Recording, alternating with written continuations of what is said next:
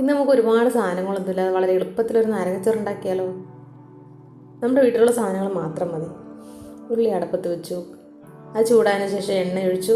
നല്ലെണ്ണ കേട്ടോ വേണ്ടുന്നേ. എണ്ണ ഒഴിച്ചു, കടുക് പൊട്ടി, അതിനുശേഷം നമ്മൾ ഉഴുന്ന് പരിപ്പിട്ടു. അത് നല്ലപോലെ മൂത്ത് വന്നതിന് ശേഷം കൊത്തി അരിഞ്ഞ് ഇഞ്ചി ഇടണം. ആ ഇഞ്ചി ഒന്ന് ചൂടായി വന്നതിന് ശേഷം നമ്മൾ ആവശ്യത്തിന് പച്ചമുളക് എടുത്ത് വെച്ചിട്ടുണ്ട്, അതും ഇതിൻ്റെ കൂടെ ഇട്ട് നല്ലപോലെ വഴട്ടിയെടുക്കാം.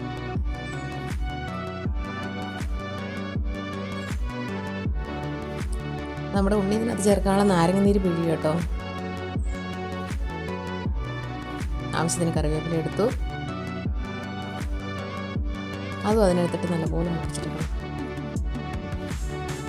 ഇതിൻ്റെ കൂടെ നമുക്ക് കടലപ്പരിപ്പും കപ്പലണ്ടിയൊക്കെ ചേർക്കാം കേട്ടോ. പക്ഷെ നമുക്ക് സാധനങ്ങളൊന്നും ഇല്ലാത്തതുകൊണ്ട് നമുക്ക് ഉള്ള സാധനങ്ങൾ വെച്ച് നമ്മളൊരു നാരങ്ങച്ചോറ് റെഡിയാക്കിയതാണ്.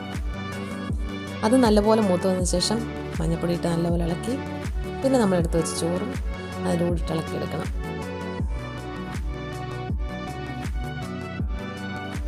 ഇനിയാണ് ഇതിൻ്റെ മെയിൻ ഐറ്റം, നമ്മുടെ നാരങ്ങ നീര്. 2 നാരങ്ങയുടെ നീരുണ്ടായിരുന്നു കേട്ടോ. അത് നല്ലപോലെ അതിനകത്ത് ഒഴിച്ചിളക്കിയെടുത്തു. പണ്ടൊക്കെ എന്ന് പറഞ്ഞാൽ ചേട്ടൻ വന്നിട്ട് പോകുമ്പോൾ ഈ 3 ദിവസത്തെ ട്രെയിൻ യാത്രയ്ക്കൊക്കെ നമ്മൾ നാരങ്ങച്ചോറായിരുന്നു കൊണ്ടുപോകുന്നത്. ഇപ്പം ഒരു ദിവസത്തെ ചോറ് മതിയായതുകൊണ്ട് നമ്മൾ നാരങ്ങച്ചോറ് എടുക്കാറില്ല.